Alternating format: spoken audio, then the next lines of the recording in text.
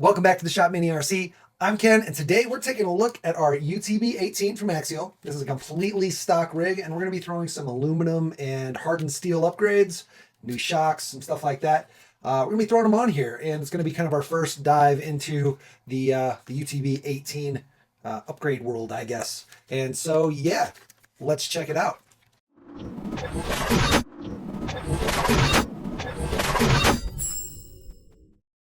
Now, before we get started, make sure you guys check out the channel, like, subscribe, share, hit the notification bell on any videos that you think are relevant or that you want to share with the communities that you're in. Also, we have some swag now, so check out our swag. That's down in the description below. It just helps support the channel and gets us the ability to do more projects to show you guys more cool stuff that's coming out. So we are going to dive into a bunch of upgrades, right? So this is all from KYX.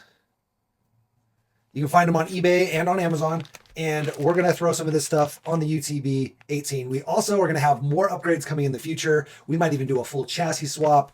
I'm hoping that we get some stuff in to do that, and yeah, we're just kind of waiting on one of the manufacturers to finish producing what they are making, and then we're gonna get it and we're gonna throw it on the UTB18, and it's super exciting. So, but for now, we're gonna run with this stuff, and we're gonna show you what it's about, and yeah, hopefully you enjoy it. All right, so let's see what all we have first. Starting off from all the KYX stuff. We have some armor here, some hardened steel shafts. What else we got? Some links. And some more portal part shafts, some of the stubs. So yeah, just a few things. Nothing too crazy, guys, but we wanted to do a few basic upgrades to the Capra as it sits in its stock form. Just make it a little bit more durable and cool looking. Dig the color on the shocks. Kind of like the way the armor looks. New strong links are always good. And then the hardened shafts here. We also have some Team Garage Hack gears and whatnot, but those will be in a separate video. So we'll do that in a separate video. But yeah, let's get started.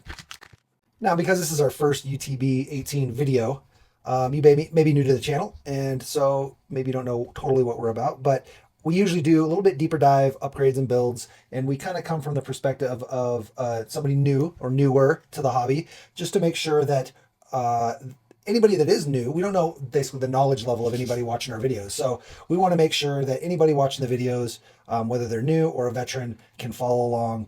And so we'll cover stuff that most veterans will be like, that's all obvious. But to a new guy, it may not be obvious. So just wanted to throw that out there. So one of the first things you got to do here is pull off all of your little hubcaps here, and that'll get you to your wheel nuts.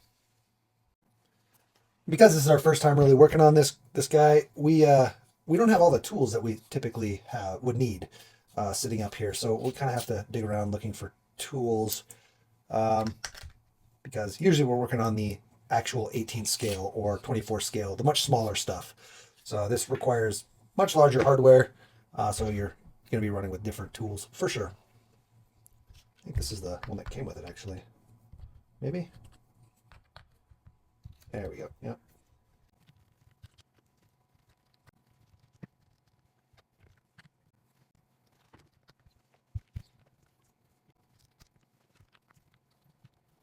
So obviously here we're going to be pulling off the wheels and tires, and I think we're just going to start with the axle shafts. And we are going to go ahead and put in the Team Garage Hack underdrives in the rear.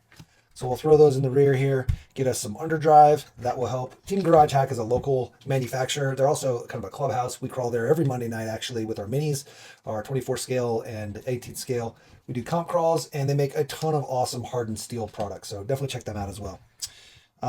These axle shafts are also hardened steel. Let's go ahead and get them open.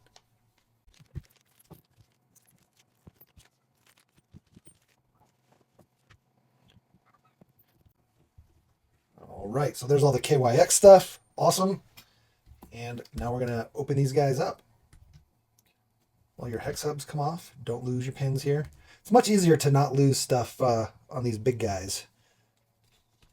On the little guys, man, you can easily lose your axle pins here.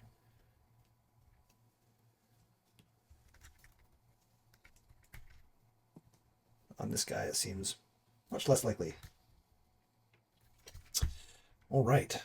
So we're going to go ahead and actually pull off the entire rear axle and the entire front axle because we're going to be replacing the links, right? We got new links. We replaced the links and the shocks anyway, so no reason not to just pull this stuff off. Everything is a 2mm. We'll start here.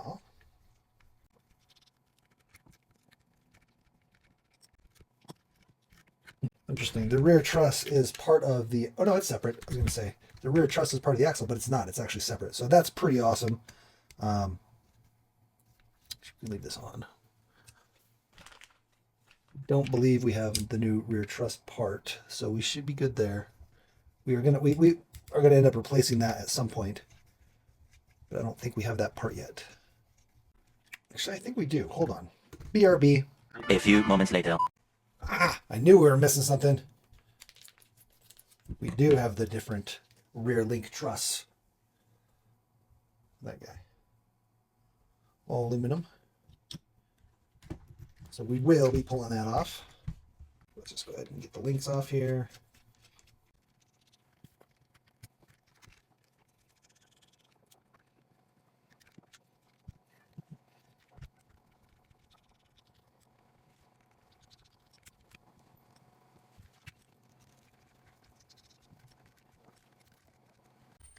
I think the easiest thing to do here is just to pull off the entire servo tray.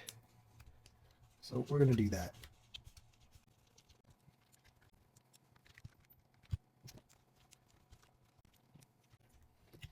All right, there we go. It was just the 3 screws, 1, 2, and 3. And that gets us our servo tray off. Is this the best way to get this? Yeah, I'll go ahead and take it off here. All right, so we'll move this out of the way for now. We'll come back to it. And here are our axles. So front, our rear. Let's go ahead and open up the front and get our axle shafts and the CVDs in there, as well as our stubs.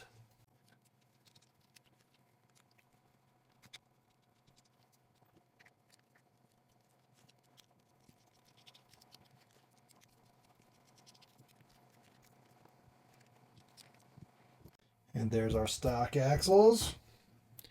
And we can throw in these aftermarkets. So you can see they're very similar.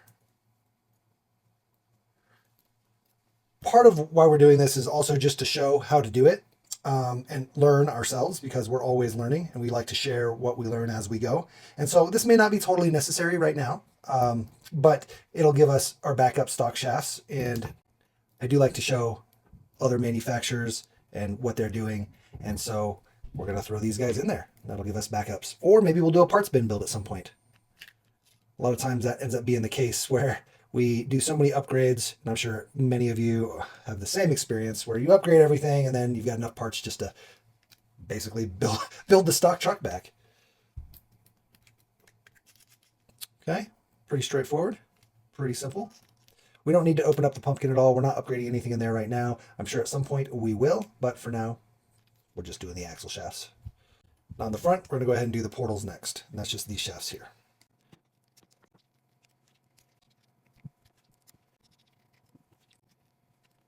All right, that's what you're working with in the portals here. We're going to go ahead and pull our stub shaft out.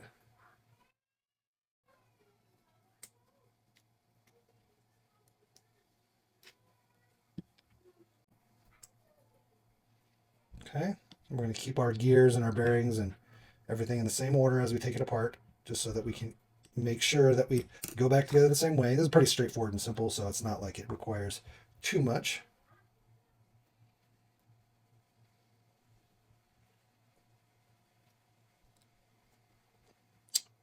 But we just like to be sure that we're going on the same way that we came apart.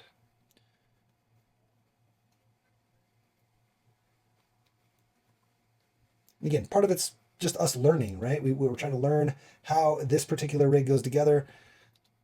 Different rigs are put together in different ways, so. All right. And bam. What we really need to get are some upgraded knuckles. That's what we need to get. Some brass or aluminum knuckles. Yeah, buddy. We'll get there. All right, so then we just throw our screws back in. Pretty simple. We'll come back once the other one's done. One thing I like to always mention, again, for the newer guys, don't over tighten, especially when you're going into plastic.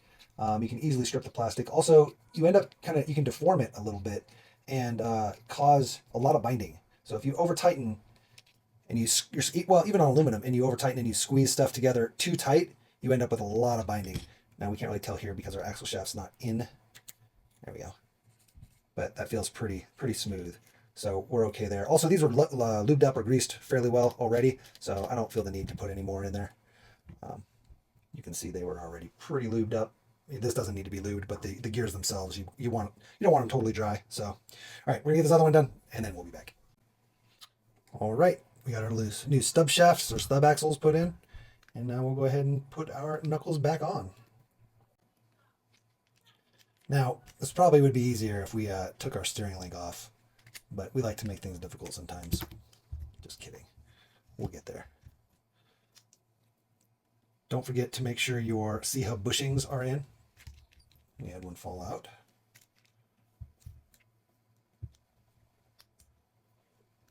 And then you're good to go. You may have to turn your axle a little bit to get it to drop in. Key into the diff.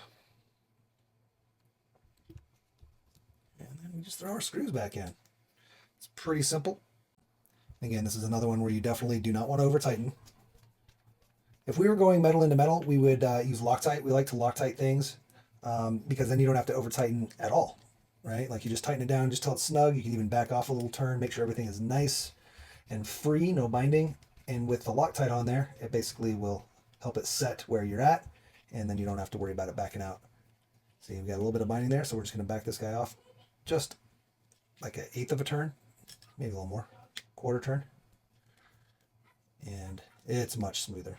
Much more smooth.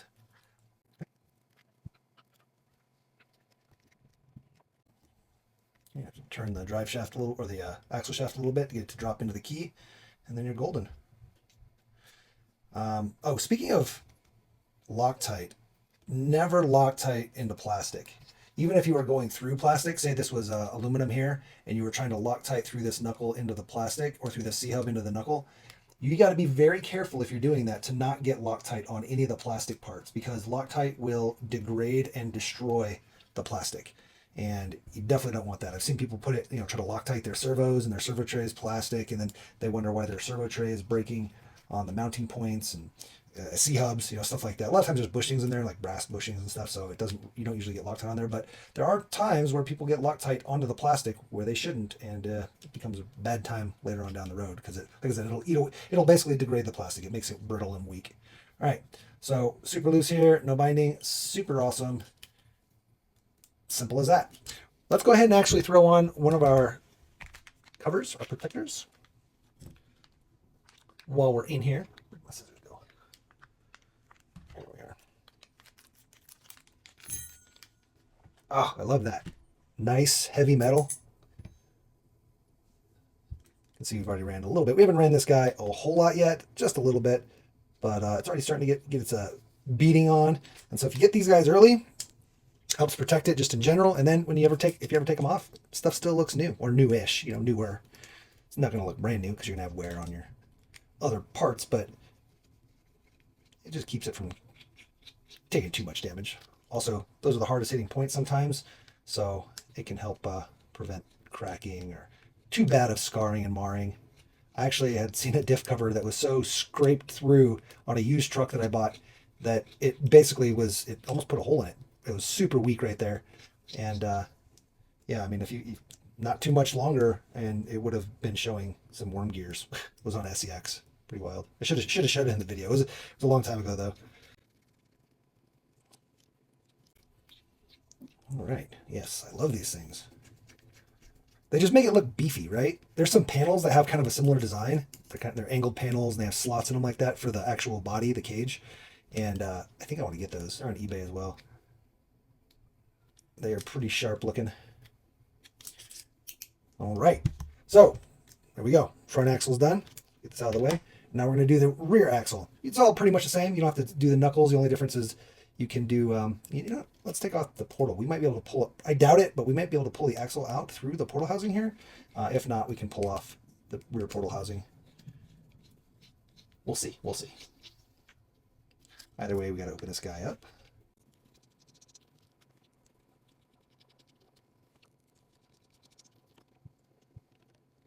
Nope, we have to pull it off, so that's fine. Just thought we'd try. I kind of figured we would because of the way the bearings sit.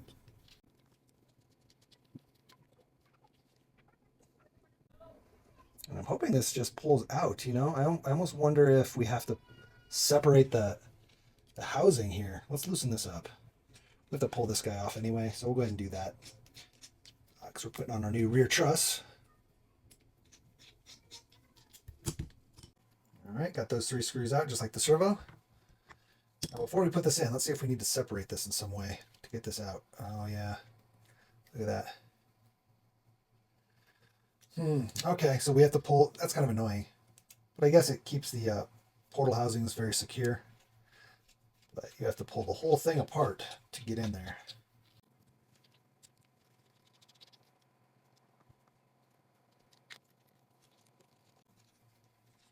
I guess this does give us an opportunity to check out the ring and pinion in here.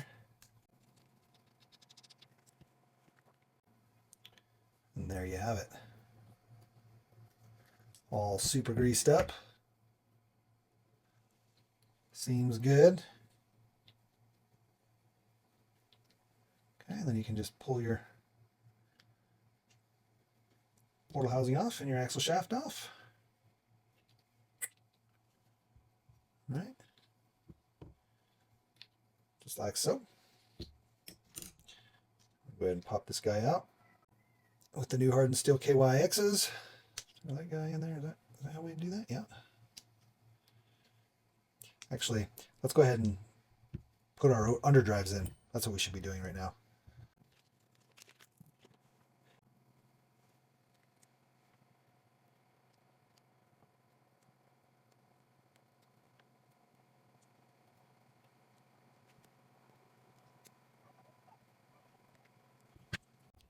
Just had to give that guy a little bit of help. So I'm going to be a little stingy here. We're just going to steal the grease out of here to throw on our new gear set. I don't have this thick of grease actually. We have some stuff for our Mini Z, but that's probably not going to work very well here. Plus, we don't have a lot of it, so I'm just going to use this for now. I know. Some of you guys that are hardcore are like, what are you doing? Just put new grease on it. Well, I don't know if I have the appropriate grease. We need to get some for sure if we're working on these bigger guys. So the original gearing is 26 and 15, and we are going to be going to a 27 and 14. So a little bit larger, large gear, and a little bit smaller, small gear. And that should give us, you know, the underdrive that we're looking for. Go ahead and get this together with our new shafts.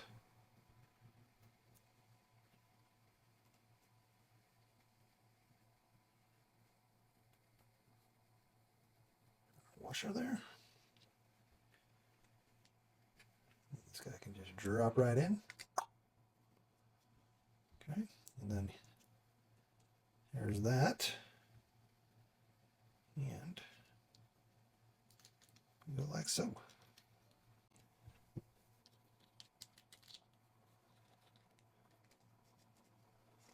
Nice and smooth. Let's get rid of some of these screws. We'll go ahead and put some screws back in. We'll be back. We're even going to steal some grease from this. Look at this, there's all this extra grease just hanging out. We're going to use that. Nice and easy. Comment down below what kind of grease you guys use. What's your favorite grease for doing diffs and portals and stuff like that? Just like marine grease? What are you guys using? There we go. Get that guy all greased up with the other, basically little pinion gear. Pull this guy out. Try to transfer some of the grease over here.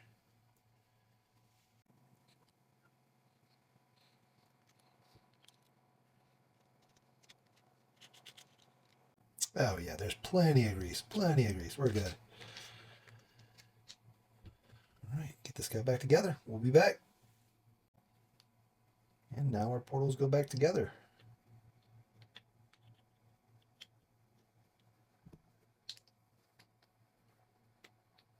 All right. Looking good, looking good.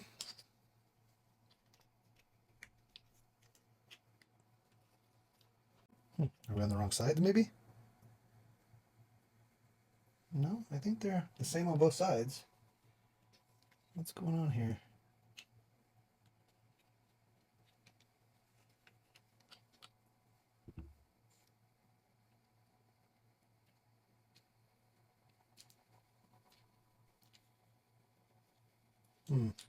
Maybe we are. Let's try switching it around here. Oh, you know what? Good thing we stopped. We didn't put our new axle in. Oof. Oof. All right.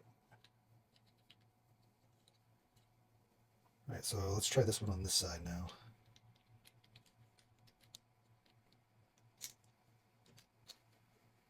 That dropped in fairly easily. So I guess maybe they are keyed for the side. They look the exact same, but maybe they're not.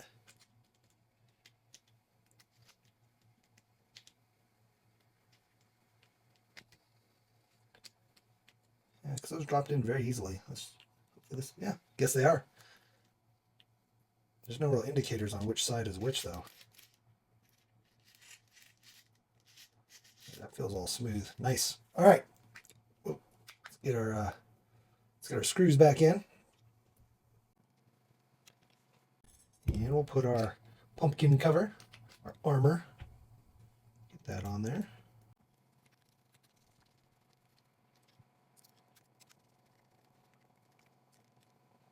Is the front and rear different? No, they're the exact same. I wasn't sure if the covers were different in some way. They're not. All right, and then our aluminum rear truss. This is definitely more beefy than the original. I mean, one, it's metal, but you can also see here, like it's a solid tube here to here. Also, these tabs are a little bit thicker. So that's definitely good from a durability standpoint. You know what'd be cool is if somebody could get us some adjustable rear link risers. And just remember when you're doing your link riser or even your servo tray that there's two longer screws and then one of them is just, oh, you can see them here. Two longer screws and one of them is just slightly shorter. The slightly shorter screw goes in the middle. If you're putting the screw in and it seems getting kind of tight, hard to screw in, you probably got the wrong screw in there. If it's, hard to screw in before it gets even close. And you probably could go all the way. You don't want to do that. It probably will push through the plastic. You might end up hitting your diff gear in some way. So just make sure you got the shorter screw in the middle. You'll be good.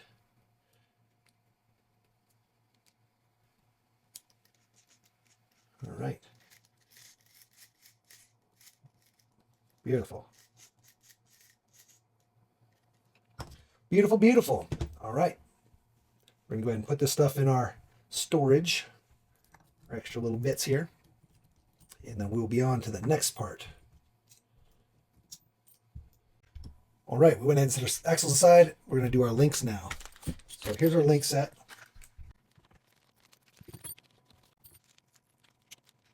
I guess we'll just start assembling all of our little links here. It looks like our ball joints, our little brass ball joints, are the same on both sides. Sometimes they will be larger on one side than the other. This doesn't appear to be the case with these guys.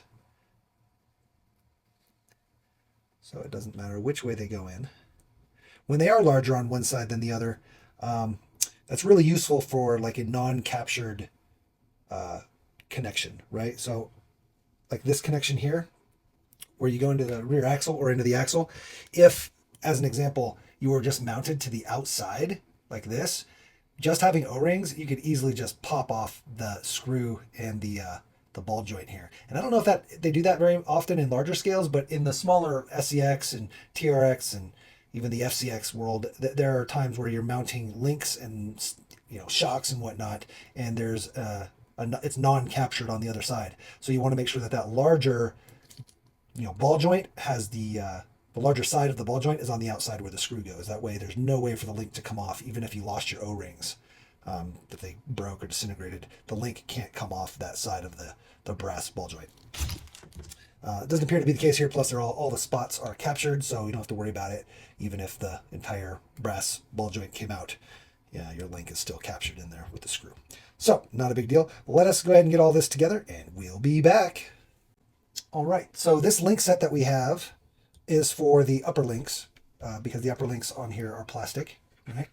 So we're going to replace the upper links with these metal, and then we also have new steering links as well. We're not replacing the lower links, and we'll probably replace them at some point, but for now we're just doing these. There are 2 extra O-rings or gaskets, which is nice. I wish there was an extra ball joint, whatever. In the SCX24 and all the other 18 scale, and there's usually extra components that come with it, so they'll give you like an extra ball joint and stuff, just in case you lose something. I wish these came with that as well, just because it's nice to always have that one extra, just in case. You never know what happens. So, I think we're good. We're going to go ahead and pop these off and throw the new ones on. So you can see in our skid plate here, there are holes on the sides here, but not over here. The screw comes out one way. We'll go ahead and pull these. Oh, that's for our lowers. We're not doing that anyway. Sorry, we're going to do these guys here. So actually, we have to pull off the entire skid here, which is pretty annoying to be able to access these links. So let's get at it, I suppose. I'm hoping we can just pull the skid out, right? Just these 4 screws, and that'll help us drop it out just enough to be able to reach those screws. We don't have to pull it all the way out. Our electronics and motor and stuff are in there, but just enough to be able to reach the screw is all we really want.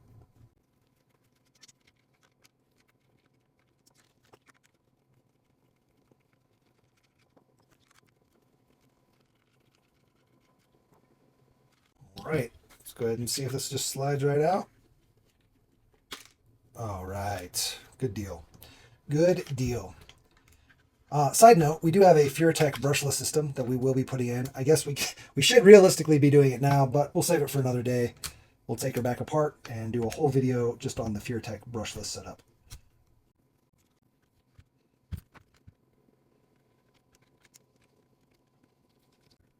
All right, it's going to be as simple as that. So we're going to go ahead and do the other 3. We'll be back. All right, got all 4 back in. Super simple.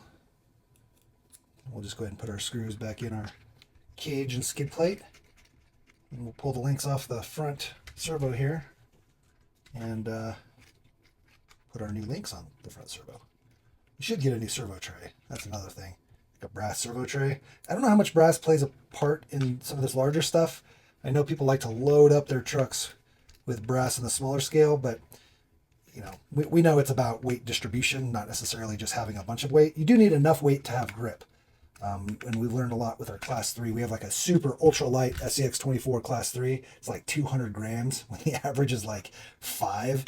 So it's super lightweight, and it does fantastic until you have some uphilling where it just doesn't get the grip it needs to, because it needs a little bit more weight. We also probably should extend the wheelbase just a little bit. It's running on, if you know anything about SCX24s, it's running on a C10 JLU or Bronco length wheelbase.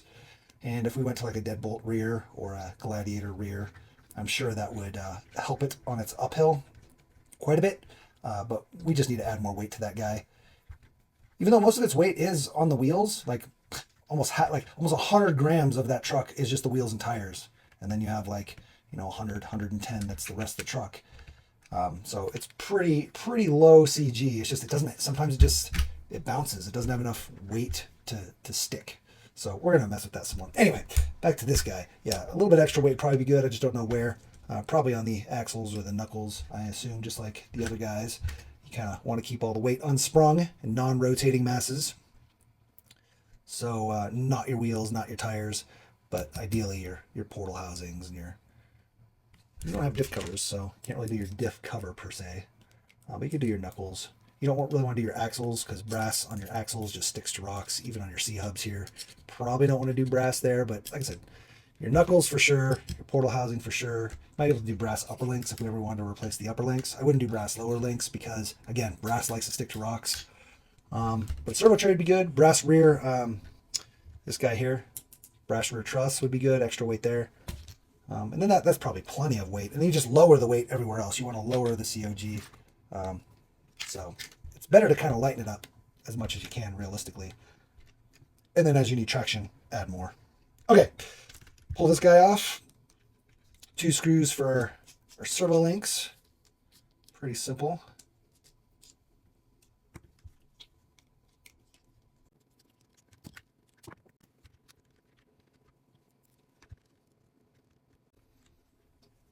You know, it's funny. I work so much on the small trucks that working on this guy, you know, people complain about how small the small truck stuff is. And it's like, oh, there's so many tiny pieces and they're such a pain to work on. This guy it's different. It's like a different kind of thing. It's like everything's big. Everything takes a little bit more force. You know, if the screws are a little tighter, you tighten them down a little more. So it's just a different feeling, you know. It's almost, and because I haven't really worked on it much, what am I doing here? Busy talking, not looking. There's like awkwardness because it's so big, right? Like it's like, that's a good example. Just, it's bigger than I'm used to working on. So it's like things are moving differently and I have to hold things differently. And even the tools, you know, like I'm using slightly different tools. It's interesting. It's interesting that it feels, because I've done so many of the SCX, FCX, TRX, the, you know, Hobby Plus stuff, all those different 18th and 24th, and even like the Mini Z stuff, right? 1/28 scale stuff. I've done so much of that just like working on something larger just feels so like clunky and just bulky and just, I don't know, there's stuff everywhere and just, I don't have enough space. Part of that's my workspace, but it's just different. And I'm not really complaining. I'm just expressing how different it is. It's interesting how different it feels. All right, so there's our links. I guess our next step here, all we've got left are the shocks and the belly plate, the armor here, and then our steering links. So we're going to go ahead and we're going to get our axles mounted back up to all of our links. And actually, you know what? The shocks are part of that. All right, so we're going to go ahead and get the shocks off. We'll put the new shocks on. And then we'll do the links. I lied. See, just like, it takes so much more force than the little guys. My fingertips are actually starting to kind of get achy. It's starting to make sense now why people do stuff in steps. They'll like take breaks and stuff. And they're working on the larger ones, or they have power tools, right? Like maybe we need to get some smaller. I don't need big power tools, just something the smaller, more compact. I mean, we got this little guy, but it's not going to be strong enough to break these screws loose. So we need something strong enough to break the screws loose. Put down in the comments below any recommendations on like a power screwdriver for the larger stuff, not a huge one, but something just slightly larger, you know, that we can use on like the Capra, and maybe if we get into some 10 scale stuff. All right, look at these shocks.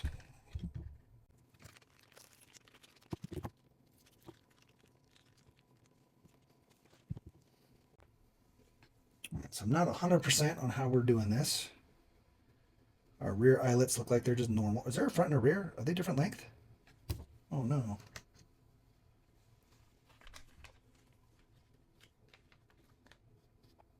No, they're the same. Okay. These guys look like they're just a tad longer than the stocks. Oh, that makes sense. These are 82 millimeter. These ones are the 82 millimeters. They feel smooth. They feel really good, actually. These feel kind of springy. They're dampened. You can see they're dampened, but they just... Huh. These are going to be a little bit more bouncy. Maybe we need to... I wonder if we need to add oil to these. Let's open them up real quick and give it a look. Could end up having a mess here, but we'll see. Just want to make sure that... Yep, okay.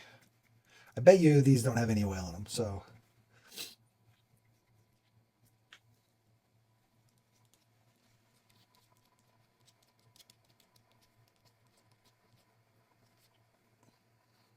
No, they're completely dry. All right, so we're gonna have to get some oil in here. Man, I don't know if I have enough. We've got this. I don't even know what this is. We're gonna do it. We shouldn't measure this out. See, this is the thing. You don't have to, in the small scale stuff, it's not nearly as important.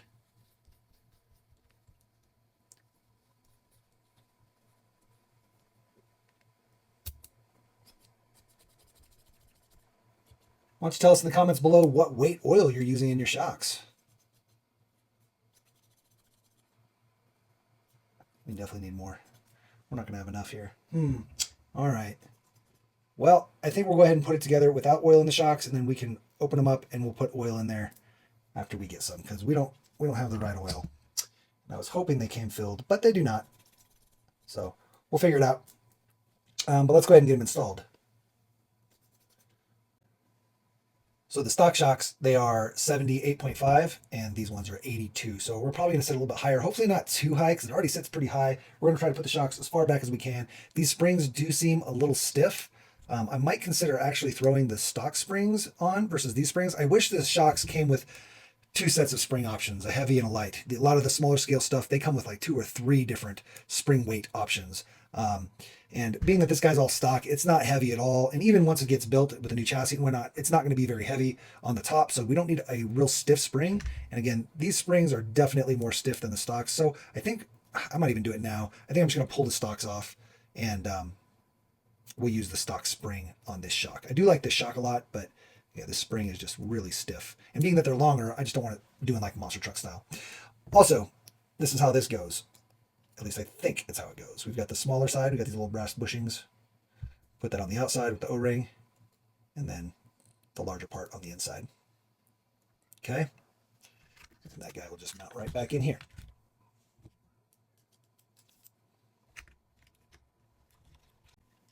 Yeah, these shocks, man, they're very stiff. The spring is very stiff. That's definitely a downside on those. I love the way they look. I love the way they feel.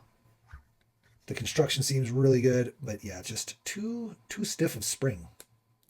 So we'll pull this spring off this guy. We'll throw it on this guy.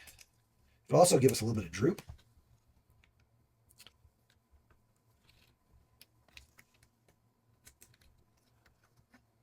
Yes, that's way better. Now it'll actually ride with a little droop. And if we need to adjust it, we can always bring our collar down and tighten that up. Give ourselves a little more stiffness. We'll see how that goes. If for some reason we get it together and it just sits full compression, and then maybe we'll go back to the other spring. But I don't think so. I think this is great. This feels good here. All right, let's get the other 4 on, and then we'll be back. All right, we got the shocks all on. We're gonna go ahead and throw some oil in. We've got this. I mean, obviously we have car oil, so we're just gonna end up using some of this. It's 10 weight, 10W60. And I'm sure it's going to be better than nothing. So, yeah.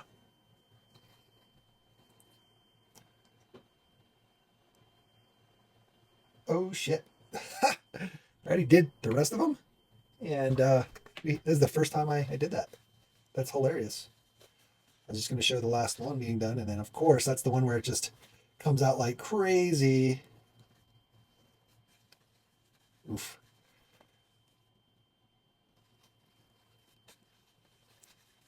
What a mess. What a mess. That's too funny. Of course. All right. We're going to finish doing the shocks, and then we'll come back and do our steering links and get our axles on. All right. The steering links are pretty easy. It's just the 2 screws here. And this will help with just giving us a little bit more stiffness in our steering. These plastic steering links have a lot of flex in them. And you can see. And in some ways, it's kind of like a servo saver, I guess, if you were kind of bashing or running a monster truck or something, having steering links with a little bit of flex maybe isn't the worst. But you'd really rather just have a good servo as well that can kind of handle the abuse. This is definitely going to make our knuckles right here the weak point. So if something happens, we're probably going to break this part of the knuckle right here. If we take a big tumble, or, well, on a crawler, it's pretty much just a big tumble. That's the only thing you're really going to end up doing that's going to break something like that. But I guess that'll give us an excuse to put some better knuckles on. Make sure we get our KYX logo. Oh, you know what? The way they have it... Oh, yeah, there you go. I was going to say, the way they have it set up, you can't put the logo in the front. You can put it on top.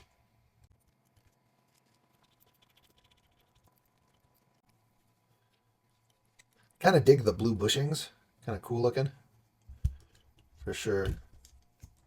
don't know if it really fits the theme or color of the rig right now since we're using the green. Now we've got the green and the red and the blue, but I don't know, whatever. Once we change it out, or actually want to change these panels, there's some really awesome panels on eBay that are a little bit more badass looking.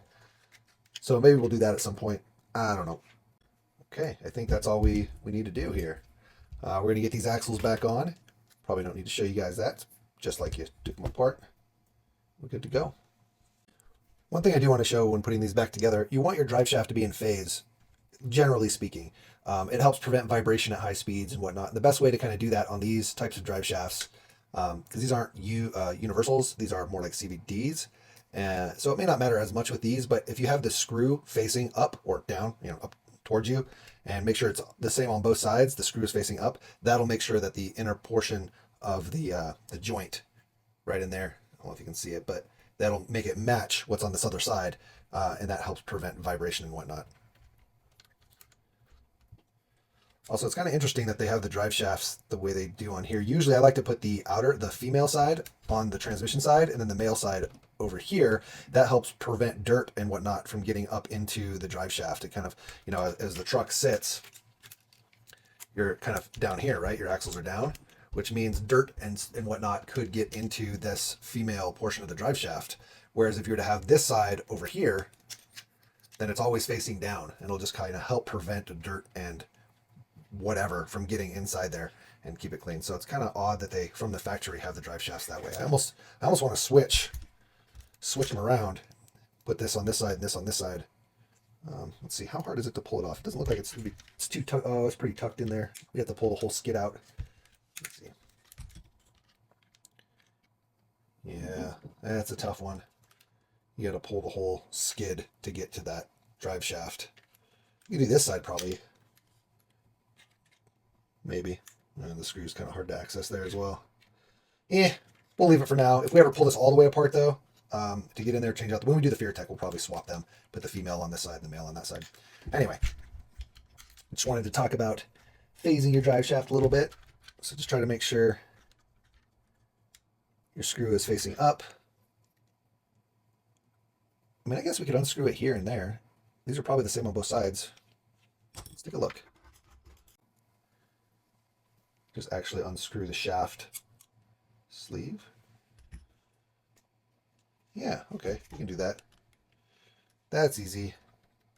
Easy enough. We just can't access the screw to the entire shaft. Oh no, did we just drop our screw? We did. Stuck to the motor. The best catch in the world. All right. Then we'll flip this to the female side. All right. Okay, here we go.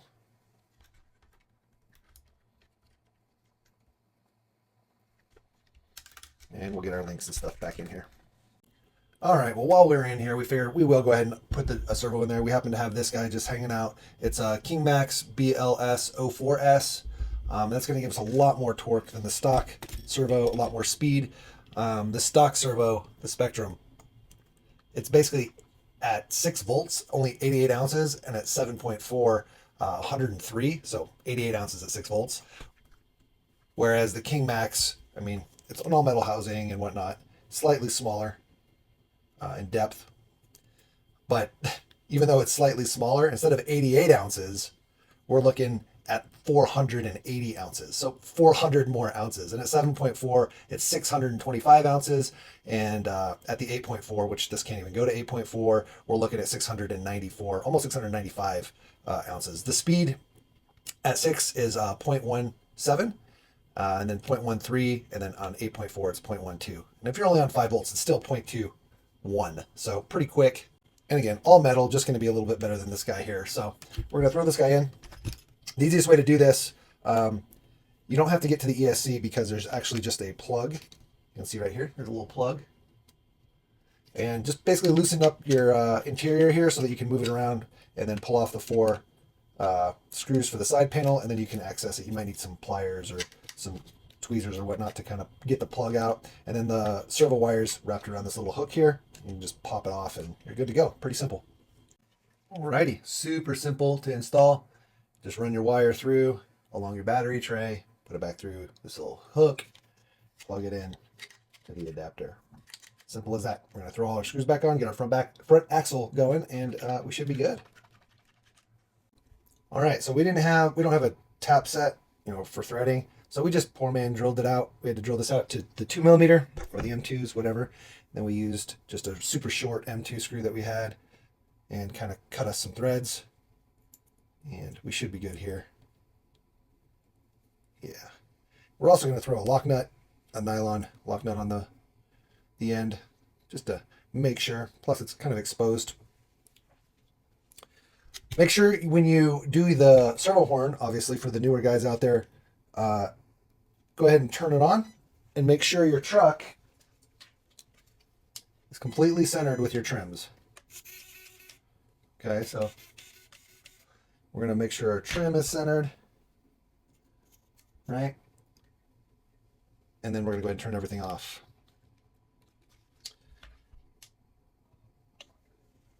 That way we can center our steering and our horn, put it on there, and then we don't have to worry about trimming it and centering it way more than we need to.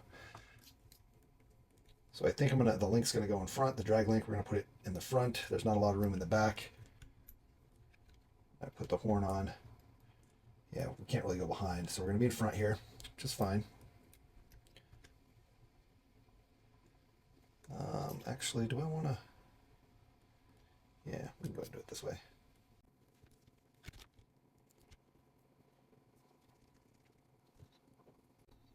As long as we're not hitting on our diff cover here, we should be fine.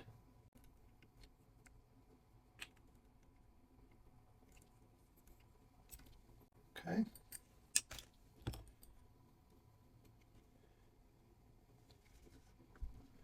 Want to make sure your steering is as straight as you can tell. Then drop your servo horn on. Here we go. I say this all the time, but I really wish servo manufacturers would give hex screws instead of Phillips head screws for the servo horns. It just annoys me for some reason. I hate having to switch over to a Phillips. All right, let's turn her on. Looks good, and we got plenty of clearance in the back there, so our nut is not hitting on the diff. I don't know if you can see that. There you go. It's not focusing well. Either way, we're good. We got plenty of clearance.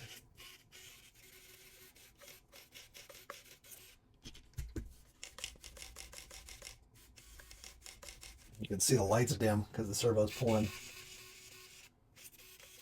some juice.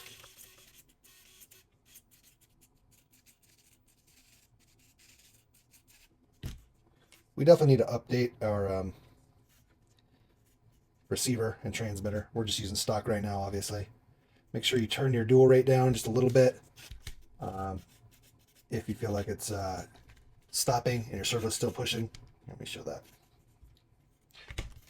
If you have your dual rate all the way up, you can see as I turn, it still wants to go. My servo is pushing now, right? See how the servo pushes even though we're at full lock? You want to avoid that. So you kind of want to turn your dual rate, not kind of, you want to turn your dual rate down until that push goes away, right? So we'll turn it down and then put it back up just enough. And then, oh, it's starting to push. We'll drop it back just a little, check both sides, and there we go. The reason we need to do that is if you don't, you're going to end up breaking stuff or burning out your servo, things of that nature. You're just making your servo work harder when you're going at full lock and you don't even realize it, that you're pushing so much extra. So, yeah. Man, that is beefy. Dig it. All right, let's get our wheels and tires. Actually, we still have the cover to do here. Let's get this guy on. All right, so here's what it comes with. Obviously our armor and then some plastic screws. They're not plastic, metal screws that are for plastic, right? They're self-tapping coarse threads. Also in Phillips head, which I prefer them not to be, but it is what it is. And this guy looks like we have to put the self-tappers into our chassis here, which isn't a big deal. That's fine. And then it looks like we're just using 2 screws of the 4 to help hold this on, because it doesn't come with any other longer screws. And my guess is they wanted to leave 2 of the screws all the way into the transmission, and these 2 screws will be partially into the transmission because there's just a little bit of thickness there, right? So they're going to be out just like a millimeter. If you're really worried about it, you can replace these screws with a little bit longer screw, just a millimeter longer, and you should be good. But we're going to go ahead and pop those out. Yeah, they didn't want to do all 4, most likely because they want to make sure that they're still good and secure into the transmission, versus having all 4. And plus, this armor plate doesn't really need... Oh, there's still plenty of threading there. Yeah. Just don't over-tighten them. But the armor plate, you don't really need like a massive mounting. You know, it doesn't need to be super secure. It's not really going anywhere, especially once you put in the these self-tappers here. That looks cool, though. Dig it. All right. You know, we're going to pre-drill these, I think. We're just going to do a tiny little drill, tiny little bit, just to get us, so we're not cracking or anything crazy like that. It'll also make it easier on our hands. All right, let's try that. That should make it a lot easier to go in. Oh, yeah. Just that little bit. And go all the way in until you are clearly flush. And again, don't over-tighten. Nice. Nice. One of the downsides, I think, to this may be that they are up very high, so you probably are fine, but that could be a catch point. Maybe not. If you got your tires on, you're probably not going to ever hit right there. Yeah, I'm not worried about that, actually.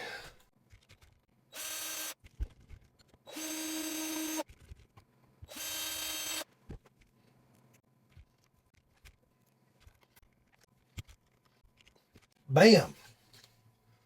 All installed. We're digging it. I dig it for sure. Looks beefy. Plus these guys here. And it adds a little bit of weight down low. Not a ton, but a little bit, and that'll help. Got our drive shafts flipped. Our links all in. Shocks all in. Steering links all in. New servo in. Underdrive in the back. We'll show that here in a second. Looking good. All right, let's get our wheels and tires on and I'll show you the underdrive. Alrighty, got our wheels and tires back on. I'm actually going to take a silver pin here. We're just going to mark these tires. We'll just throw a little mark right here.